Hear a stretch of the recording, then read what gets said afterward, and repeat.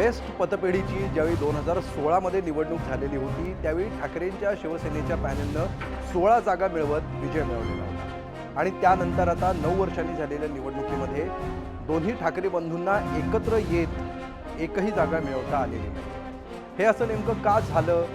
Thackeray brand हा विषय या निमित्ताने पुन्हा एकदा चर्चेत आला। या ठाकरे ब्रँडचं भवितव्य या निवडणुकीच्या निकालावर अवलंबून असू शकतं का?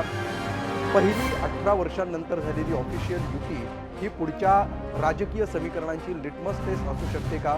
या अनुषंगाने आज आपण विचार करणार आहोत, चर्चा करणार आहोत। आणि त्याचबरोबर आज संसदेमध्ये जो मुद्दा गाजला 130वं घटना दुरुस्ती विधेयक, ज्यामध्ये जर 5 वर्षांपेक्षा जास्त शिक्षा असणारा गुन्हा दाखल झाला आणि त्याला जर 30 दिवसांपेक्षा जास्त कालावधीसाठी अटक झाली तर मग पंतप्रधान असोत, मुख्यमंत्री असोत, कॅबिनेट मंत्री असोत किंवा राज्यमंत्री असोत, या सगळ्यांना राजीनामा द्यायला भाग पाडणारं एक नवं विधेयक सरकारने इंट्रोड्यूस केलं आहे, ज्याला अर्थातच विरोधकांनी तीव्र आक्षेप घेतलेला आहे। विरोधी पक्षांच्या सरकारांवर दबाव आणण्यासाठी हे विधेयक आहे असा त्यांचा दावा आहे। हे नेमकं काय विधेयक आहे, विरोधकांचे आक्षेप काय आहेत, त्यातल्या तरतुदी काय आहेत, या अनुषंगानं सविस्तर चर्चा देखील आज आपण करणार आहोत। तेव्हा नक्की पहा आज रात्री 7:56 झीरो आवर एबीपी माझा।